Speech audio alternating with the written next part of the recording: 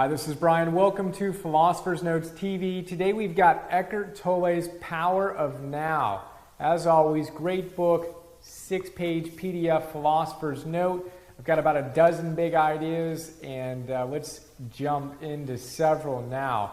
So this book is packed with big ideas we can apply to our lives right now. And let's look at some of my favorite ones. Might come back to that one. So one of my favorite ideas of all of the different ideas, we have over 1,000 of them in the 100 notes here, is this idea that in order to get into the present moment, into the power of now, whatever is happening in our life, we should accept it as if we chose it. He's got an awesome line here where literally accept whatever is happening and act as if we chose it. From the most, unfortunate, getting laid off, or even a home foreclosure, whatever it is that's really stressing you out, an illness, something like that, accept it. Fighting it is not going to do anything to solve the challenge, to move beyond it. Accept it. And the best way to accept it, I think, is to act as if you actually wanted that to happen. See if you can alchemize the event into an opportunity for growth. Can you see the most positive benefits in it and actually act as if, accept it as if you had chosen it? Really powerful idea. So whatever's stressing you out, see if you can shift your consciousness that way and not get stuck in kind of the barrier thoughts that positive psychologists would call it, where you're kind of grinding against the negative thought patterns. Step back, look at it, accept it, and then challenge the thoughts you have about it and see if you can create more constructive, empowering ideas. Another big idea he has is this idea of watching the thinker.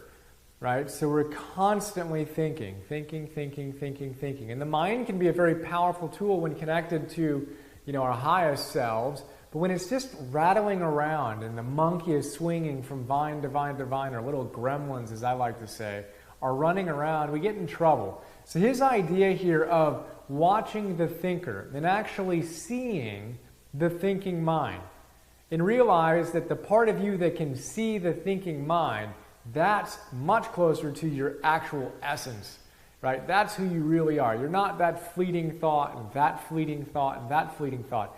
So the more we can step back and watch the thinker and make that a practice, especially when we find ourselves going in all those negative loops.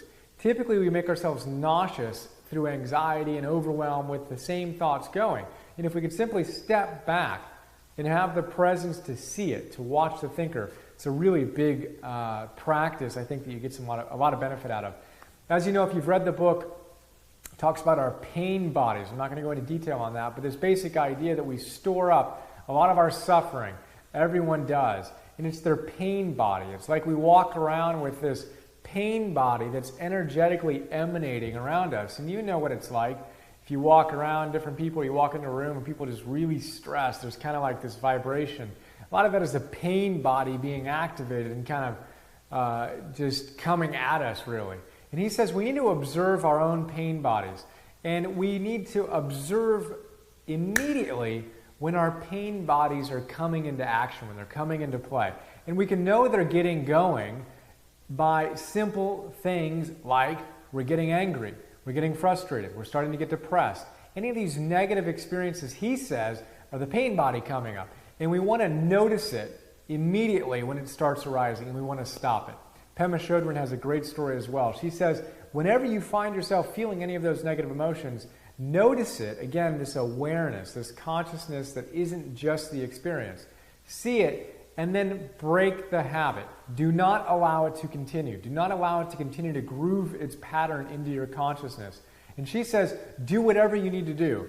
Just don't continue that line, whether it's yelling or checking out, numbing out with another beer or glass of wine or hour on Facebook or watching TV or whatever it is you do to distract yourself when you start feeling that anxiety. Do something else. Break that tendency, break that habit. Jump on a rebounder, we got one right there. Go for a walk, talk to someone you love. Do something that's proactive that really breaks that habit. So catch your pain body the moment it awakens. Really cool idea. One of the things that I'm talking about more these days is the idea of embracing both the future and becoming and the beingness of this moment. And Tal Ben-Shahar, one of my favorite teachers, talks about this, and he says we need to be careful that we don't get caught in a rat racing trap where we're constantly chasing something in the future, and we need to be careful we don't get caught in the hedonist trap where we're only in this moment. And we need to be careful that we don't get caught in a nihilist trap where we give up both everything. We just kind of give up the game. We're like, screw it all kind of thing. He says the ideal is not only going for the future, which is a rat racer, or only being in the moment, which I call the Tolle trap in the chapter I'm writing in a new book of mine, where we get stuck and we misread some of this Tolle stuff, we misread the Bhagavad Gita, and we're just in the moment. But that's not what it's about. Happiness, Tal Ben-Shahar tells us, and I completely agree, is all about embracing a goal worthy of us and then being in the moment and loving this moment. It's having a destination while enjoying the journey, while enjoying the process. It's truism, but oftentimes I find when I'm in conversations with people who are really into Tolle and work like this, they kind of just get into the moment in the hedonist style where they think that any future thinking is inherently wrong. And Eckhart Tolle doesn't say that. So bringing it back to Tolle, he says what we need to do is we need to make sure we manage clock time versus psychological time. So having goals is an important part of our external human experiences, he says. We've got to have goals to move forward on. Now, we use clock time to do so effectively. Okay, by 5 p.m. on Friday, I want to have this accomplished. Within 3 months, I want to have this accomplished. That's using clock time. What he says we don't want to do, we do want to do that. What we don't want to do is use psychological time, where we're getting anxious about the future. We're worrying about whether we're going to be able to make that deadline or lifeline, as Tal Ben-Shahar calls it. Or we have regret and shame and guilt about the past. That's psychological time. That takes us out of the present moment. But we want to set goals that really inspire us, use clock time, and then enjoy the process. Love the moment as we move toward it. We're going to talk about that a lot more. It's a really powerful idea that I'm really excited to explore more and more with you in the months and years and decades ahead. Another great idea, he says, if it makes you sick, quit eating it. Great idea. If you do this and you do that, and you do this and you do that, and those things make you feel terrible, it's not enough to accept a certain emotion. He says at some point you gotta quit eating the stuff that makes you sick. It doesn't do you any good to accept something that you need to stop doing, right? So if you have certain habits that you know make you feel ill, quit doing them. Quit eating that stuff. It's kind of like the cheese trap idea from Pema Chodron's The Places That Scare You that we talked about. Well, we need to recognize our cheese traps. What are the traps we go to? We eat the cheese, right? Again, whether it's a glass of wine or more time online, whatever it is, we got to quit eating that cheese with the trap of suffering that comes after it. He's got some great ideas along taking responsibility. He says, if you're in a situation that you don't like, you have 3 choices. Number 1, you can remove yourself from that situation. If you can't do that, change the situation. Alter it so it's more to your liking. If you can't remove yourself or change it, accept it totally. You have 3 choices. Remove yourself, change it, or accept it. To do anything other than that just is not effective. We talked about future goals and stuff like that. A really important idea here he has is the idea that we need to take responsibility for our actions, but let the fruits take care of themselves.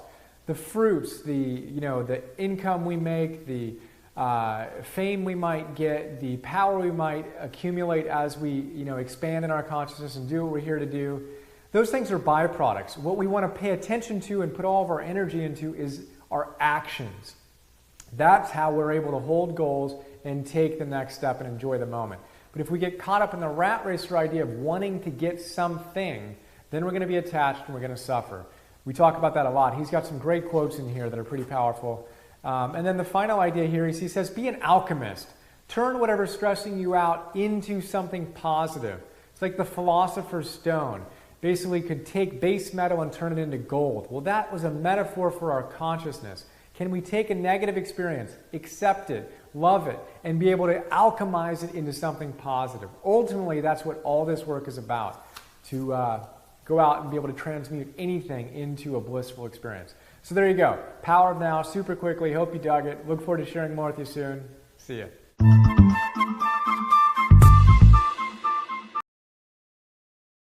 Hey y'all, The Power of Now is one of the most powerful books that I've ever read in my life. I think most people who read this book feel that way. There's a reason it's, an international bestseller, New York Times bestseller.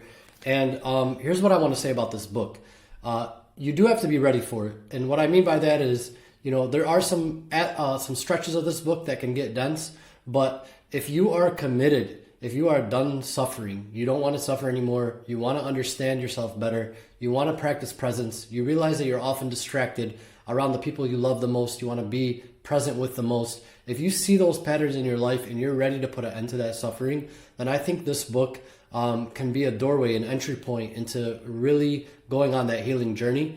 One of the most powerful things about this book is the way that Eckhart Tolle is able to use language to help you better understand yourself, empathize with yourself, understand the ego. We often think of the ego, it has this connotation as being this ugly thing, egocentric, conceited, narcissistic, etc. But he helps you see that everybody has an ego, and the way we manage that ego can separate one person from the other, can separate one person's ability to be present or compassionate from somebody who is being defensive, or scatterbrained or whatever it may be.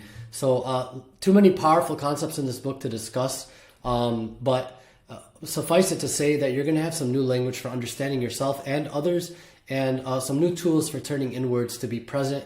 Such a powerful, powerful book and a life changer for so many. You're going to want to hop on and watch his YouTube videos and hear his podcast with Oprah Winfrey and all that when you're done with this book. So super powerful. Join and come on to the journey. All right, we've got The Power of Now by Eckhart Tolle. And so I believe there are a lot of just spiritual teachers in the world that are just BSing. It's all like they have no clue what they're talking about. And they're just regurgitating info that they've heard from other spiritual teachers. And that's basically all we have. Every now and then there's someone that pops up where you're like, okay, they've actually had an experience. They're not just regurgitating info. They're telling you, they're speaking the truth that's going on inside of them. I believe Eckhart Tolle is one of those people, and I love this book. It talks, it's all about bringing us into alignment in the present moment and helping us to just understand our pain, to stop pushing our pain away, but to just sit with it, to allow it in, to understand it so that it can be transformed and you can be transformed with it. And this world tries to teach us that the only thing true is what's going on out here, and if all we're doing is we're just sucked into the world and we're just we never pay attention to what's going on inside, we're never going to know, we're never going to have any understanding of life, any understanding of the world.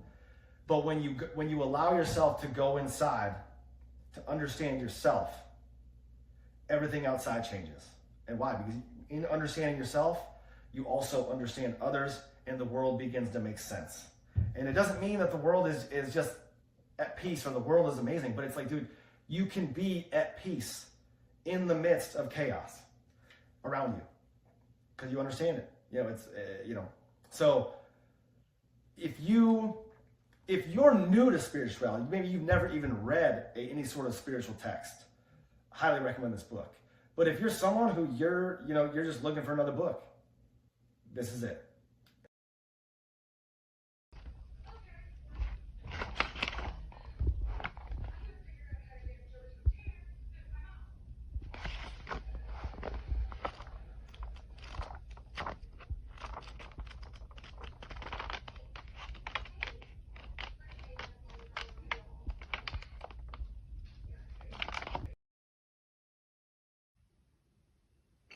This is a review on the book The Power of Now by Eckhart Tolle. It was first published in 1997, and it came out of a consequence of an experience that he had when he was 29 years old. He wrote the book many years later.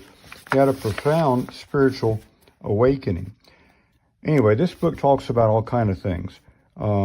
There's some of the chapters and whatnot. The chapters are pretty short, easy to read, and the author goes into all kind of stuff about spiritual transformation, being in the present, the power of now, etc. There's an introduction by Eckhart Tolle, and then there's talks about how he wrote the book. And there's places in it that have little squiggly marks. And he says at that place, maybe you just stop and reflect on what you just read. It's all over the place. And so I would suggest when you read this, do what I did, take a magic marker or a highlighter and a pen, pencil marker of some sort, and make it your own. And only read sections that, stop reading when you get to a section that is just profound. You just want to stop and think about it. This will change your life. This will affect your mind, your psyche. But you have to be open to it. I'm going to give this to a few people. The ideas presented in this book, stop and think about it. It can bring you to a place where you possibly never have been before and find peace and happiness. The goal is joy, happiness. And the goal is to understand who you are and what the mind is. You are not the mind. Talking about surrender, talking about resisting. Anyway, this is a profound book. I'd recommend it to anyone that's on a spiritual journey. It's an incredible book, The Power of Now. I've read it once, and I'll definitely go back and read it again. Do yourself a favor and read this book, study it, and let it empower you to be the person you need to be, you want to be.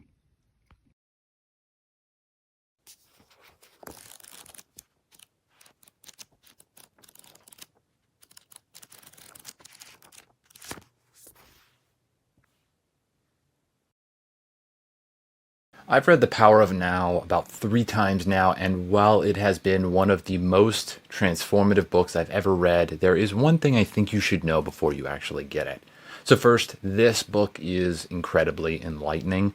Tolle takes you on a spiritual journey, guiding you to discover your true and deepest self. Now, the book's main premise is really to help you live fully in the present moment, which is the key to finding peace and enlightenment. It's much more than just guiding principles. It offers a practical guide to achieving a pain-free identity by living in the now. Now, this book is structured in a way that makes it really easy to follow with Tolle's clear and concise writing style, and he includes exercises and practices to really help you apply the concepts in your own life. But the one thing to know about this book is that it requires some patience and practice. The concepts can initially seem challenging to grasp fully when you first read them. It's a book that you'll want to refer back to time and time again. I know each time I do, I gain a new understanding and perspective. Overall, though, The Power of Now is a powerful and life-changing read. I highly recommend it to anyone looking to deepen their spiritual understanding and live a more present and peaceful life. Customers find the book amazing, interesting, and well-written. They describe the content as deeply enlightened, life-changing, and empowering. Readers say it brings a sense of peace and helps them relax into meditation. They also mention the power